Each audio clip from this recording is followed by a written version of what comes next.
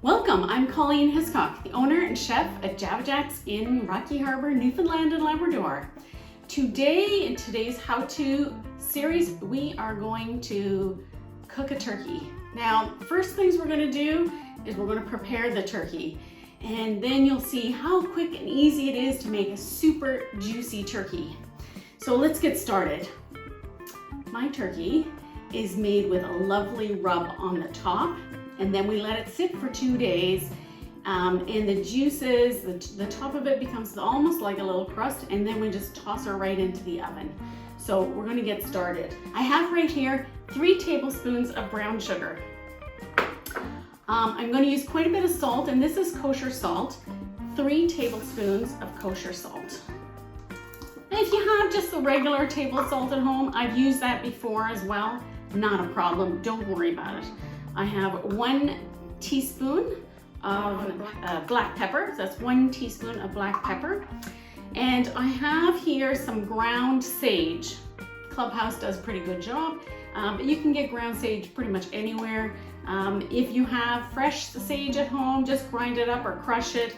I need a teaspoon of this ground sage. Of course, you'll need a little bit more if it's not dried and it's fresh. So we're just going to mix that up. That is going to be the outside rub for our turkey. And what this does, it allows the juices from the outside of the turkey to weep. I'm just mixing this up very simply. It's got a lot of salt, creates this wonderful crust on the outside, and you'll see it'll brown up. Wow, it'll be an amazing brown on the outside of your turkey, and your turkey will be succulent and juicy. So that is the rub on the outside. So let's get, and we'll prepare the turkey now. Okay, so I have here one of these wonderful butter infused turkeys.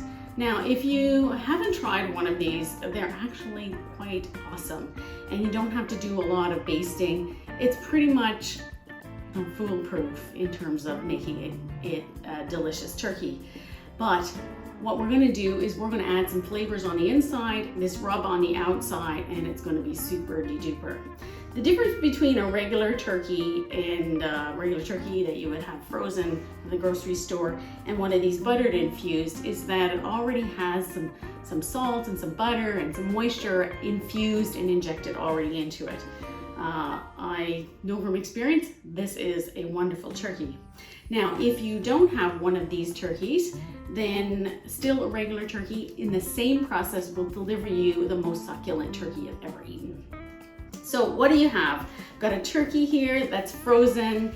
We have it partially thawed. It has a little give here to the turkey itself. You can see you can press your finger into it and it is going to give. So that's a partially thawed turkey, and I like to start there because I'm going to let it sit for a couple of days in the fridge at 4 degrees. So it'll still continue to thaw, but we'll start the cooking, or not the cooking process, the preparation process in advance. So we've removed the packaging, and what you have here now, I like to pull apart these legs a little bit. That allows me to expose the cavity. I want to see what's in the cavity. There's usually a neck. Also, in the neck area, in the top part of the cavity, typically you'll find a giblet pack. And here for sure it is. Okay, this will have, this one has a lovely, we'll open it up and I'll show you what's in here. I want you to make sure you don't eat the paper. The paper is edible, and if you do make a mistake and eat the paper, it is edible. I have heard of people actually doing that. You've got a lovely heart here. I love to season this up and cook it, and my husband loves this well seasoned as well, and this is the liver. So you can pack that all in there, keep that together. Absolutely delicious. So now you've got a space here. We're actually not going to worry too much about that. We are going to then turn this guy over.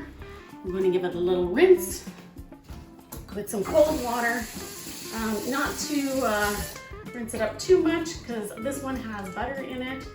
and put it in like a baby in a bath. Voila, it's ready to go. Now, normally I'd stick this right into the roaster and put the rub on it and let it sit there. When it's done, after 2 days, I'll put it right into the oven. Today, I'm just going to put it into this little pan and let it do its work here. If you noticed, I have there's an ability to use this little flap to tuck the legs in, but what I'm gonna do, instead of putting that bread dressing in here or that stuffing in here, I'm gonna add some flavors. It's gonna create that cavity of humidity, and it's gonna add a lot more flavor on the inside of the cavity and help to cook it. Don't put your stuffing in the cavity. Cook the stuffing off to the side so that it always reaches the right temperature of doneness and reaches the right temperature to make sure that all of the ingredients are fully cooked and you have no worry about getting sick afterwards. So what I have, we're going to put into the cavity is an onion. Just take the outside of the onion off. This is super fast, super easy. I'm just going to stuff the onion in here in quarters. I've got an apple, full apple, quarter apple, whatever. We're gonna stuff that in here. That'll add some more humidity, just like that. I have a little bit of rosemary that I'm gonna add to the cavity as well. I think that's about a tablespoon. If you have fresh rosemary, it is so much better than the dry, though the dry will really season it up nicely. You're gonna use a little sage. And I'm gonna put it in here. Same story, if you have fresh sage, so much better, but not awful. Okay, so we've got the cavity stuffed. We're just gonna tuck the legs underneath here. I'm not gonna worry about this too much more. When we go to cook it, I'm gonna stuff that with a little bit of tin foil and then transfer it over to a pan, and we're gonna put it right into the oven. Okay, so next is this rub. And you can see there's a lot of seasoning here for this lovely turkey. And this is all we're going to do, is we're going to give it a good rub with the seasoning, with the salt. So just pack it on here, and what will happen is that the moisture will wick. It essentially will create a different osmotic pressure on the outside of this, and the moisture will move from the skin outwards. You should have a little extra moisture in the bottom, and because we just left whatever moisture was here in the bottom, we're not going to worry too much about that. But this will give, the sugars will allow it to brown, the salt will give it wonderful crust on the outside, and of course you've got the black pepper, and the sage is going to add that wonderful flavor to the crispiness here. And that's it. You put the whole thing on your turkey, no matter how big or how small. If you have a very large turkey, then, you know, make up some more and add to it. Now, we are going to put actually some saran wrap on top of that and put it in the fridge, and that's it. Okay, so we have the rub on here, and all we need to do is we're gonna put a little saran wrap on it, probably a couple of pieces, just to seal it. And so it doesn't dry it out either. We don't really want to have it dried out, but there we are. Now, we're going to leave that and put it in the fridge at least 1 day and let that all marinate, and then we're going to put it directly into the oven. Now, our turkey has been sitting for 2 days in the refrigerator. Everything now is fully thawed. You can tell that it is. And the outside still has a lot of the rub on here, so we didn't lose it through the thawing process where some of the moisture might have leaked out and then of course, you know, moved it along like a river. So all I'm going to do is take this out of this bin here and put it into my roaster. Now, the roaster is an important thing, so I've actually made myself up a little bit of a stand in here. Sometimes the roasters don't come with those. There are now several roasters out there that do have a grid in the bottom. It's way easier to get the turkey off the bottom when you go to try and take it out. And that goes for any kind of chicken. These are sort of the old-fashioned style roasters, and you can get some that are a little more square, and you can throw the potatoes in and all that at the same time. we won't bother with that. We're just gonna cook the turkey. And I have a large pan for that. This smaller pan that I have here, of course I have 2 of them, depends on the size of your turkey.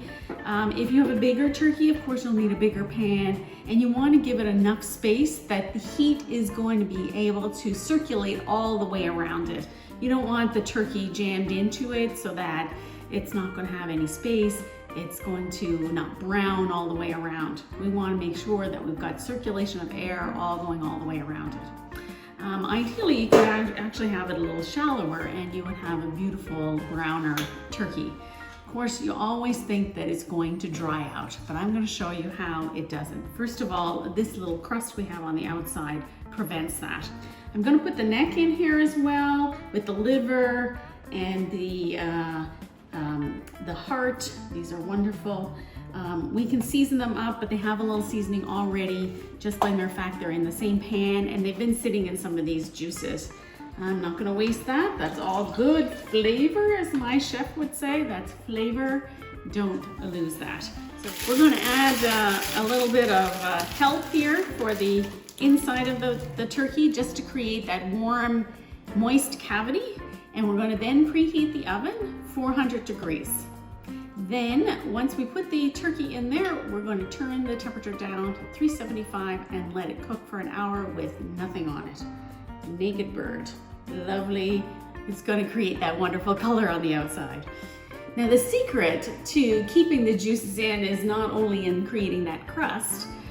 So while we're waiting for the oven to preheat, we're going to make a little glaze to go over top of it. It'll add the flavor. The sugars in there will not only give us the sweetness on the outside that go together with the salty that we put on the rub, but it'll also create a beautiful brown color. So we need a ½ cup of maple syrup. No problem. ½ cup. Put it in here. We're going to use a ½ cup of butter. I've already got it measured out here. We're going to warm this on the stove. I have a teaspoon of peppercorns. I'll put that in here. And I have a teaspoon of chili chipotle peppers. A teaspoon of that. And then to add some extra flavor, you'd be surprised as how often you can use the orange zest or lemon zest as really great flavoring for glazes or for sauces. It really does add. If you're making even a sauce at home that would be a red wine sauce, add a little bit of orange to it. It really does mellow out those flavors. Orange zest, outstanding. And I'm gonna put a lot in here because I want this flavor to add wonderful to it.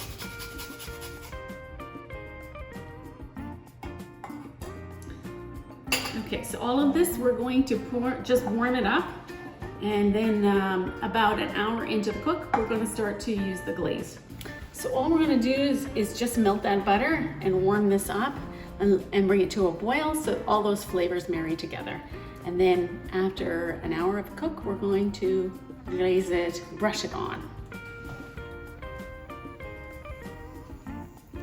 Our oven is preheated to 400 degrees. So I'm just going to put the turkey in the oven. Just like that. Put it in midway so you've got equal distribution of heat. And then I'm going to close it up and I'm going to turn it down to 375. And then we're going to let that cook for 1 hour and we'll come back and check on it then. Okay, so we've cooked the turkey now for an hour. Oops. Have a little look at how it's bubbling nicely underneath the skin. So we've created that little crust. Now we're going to keep that crust nice and moist, and we're going to add a little bit of this glaze. I'm just going to brush it on the outside, just a little bit all over. I wouldn't even say a little bit. I'm pretty generous with it. And look, you can already tell that this is going to make wonderful, beautiful color. The flavor is going to be outstanding.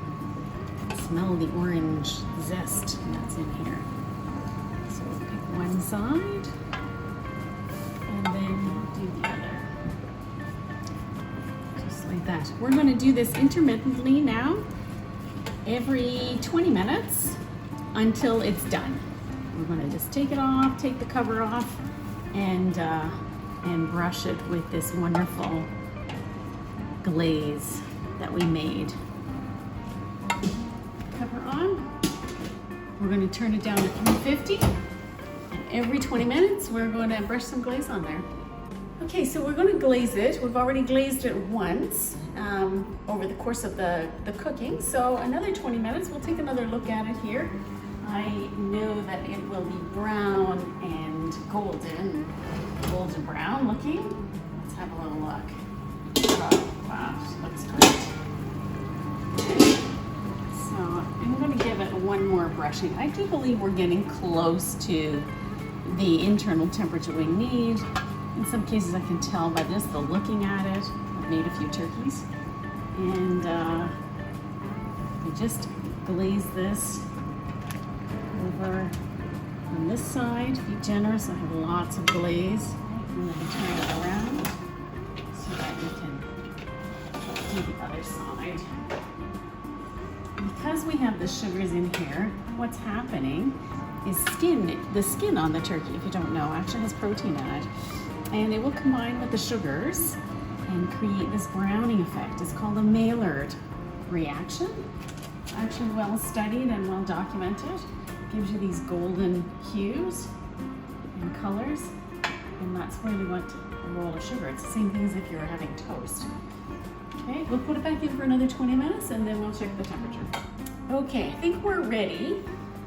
We'll check and be sure. I'm gonna take the cover off. This is beautiful golden brown color, and it doesn't get more delicious looking than that. We're gonna check. So in the thigh, we wanna be 175 degrees. In the breast, 160 degrees, 70 degrees Fahrenheit, or around 70 degrees Celsius, or 80 degrees Celsius in the thigh. So we are well beyond that, so we are good here. We're gonna check the breast meat now. And yes, we're probably well overcooked. So we could have probably, oh no, it's coming down. So we probably could have taken her out for a little while, but we're sure that it's going to be done. And that's really about 2 hours for this lovely little bird. And she looks gorgeous. So I'm just going to take it over here. Now we're just going to let it equilibrate. So the temperature on the outside and the inside are very far apart. We've got room temperature here. We've got a lovely hot turkey. So we're just going to let that equilibrate in terms of getting used to the ambient temperatures. Most people call it resting. I like to think of it equilibrating. And those temperatures on the inside will have a chance to settle and they won't escape to the air as quickly. So I'm just going to put a little foil on here to tent it. We don't want to make that crust soggy. We want to make sure that it still has lots of heat in there, but we don't want it to be soggy. So a little tenting, a little venting, and it'll stay juicy. It'll stay crispy on the outside, and we'll wait for about 20 minutes for that. So we're just going to strain the juice, the juice here, and I want to make sure that I have the drippings separate so that I know what the fat layer is and I know what the other layer is. And you can see that I've got a little bit of this protein exudate is actually what it's called. I don't know what other people call it, but the technical term is protein exudate with a little bit of peppercorns. We don't want to eat those. And so we have ourselves a lovely amount of drippings, which the bottom part will be used for our gravy. The top part is the fat, and we want to use that sparingly to make our gravy as well. It's wonderful, full of flavor, and look at our turkey. Doesn't she or he look wonderful? She's ready to carve. And this is a wonderful way to make your Thanksgiving dinner, and it certainly does make it easy. It's delicious, and I hope that you'll give it a try. Till next time, I'm Colleen Hiscock. Bon appetit.